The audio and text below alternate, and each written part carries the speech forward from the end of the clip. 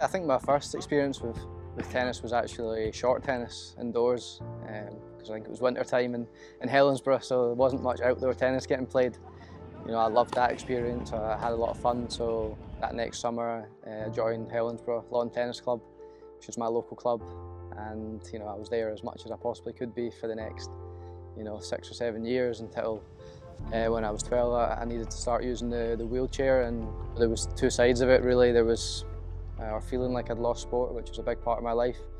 I loved playing football and a lot running and things like that as well. So there was that side, and then also just the other side of day-to-day life. Having to come to terms with the change in my body, and it was a really difficult time, dark period in my life, and obviously everyone around me as well. But it was really their support and love, and then also tennis that really helped me come out the other side, because I definitely wouldn't have sort of ended up in as good a place if I didn't have that to help.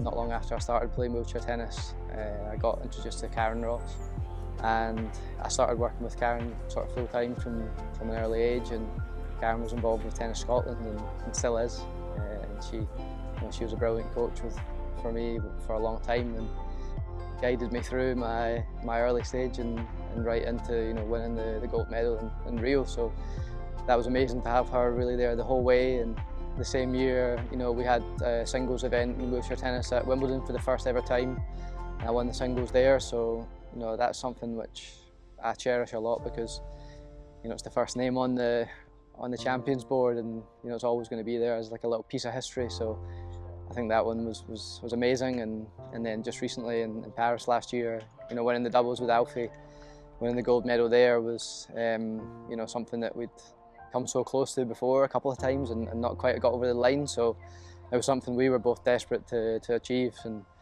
yeah, I think that was amazing experience as well to do that on Philippe Chatrier court. Sometimes you just sit and look back and think, wow, we've managed to get quite a few under our belts, but we're hungry for more, and obviously in the doubles, and it's a target of mine to try and get another singles one under the belt as well. So just doing everything I can, working hard in training, and doing what I can to try and be up there with a chance. When I was growing up as a kid, Wimbledon was the tournament that I watched on TV. And it's obviously so iconic with the grass and the all white, and it's just something that I dreamt of playing at.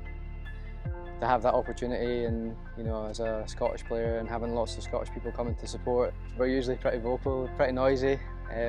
Obviously you can always pick up the accent and hear the Scottish support coming through. So for me, that's something that I love. I would never have made it as far as I have done without the support of Tennis Scotland, and a lot of times people that are behind the scenes that maybe don't necessarily get the credit, not publicly anyway. I'm very proud to be Scottish and to represent Tennis Scotland when I'm on my travels and at these events. So yeah, it's just to say a big thanks to them and make sure that it's not unnoticed at the work they're all doing.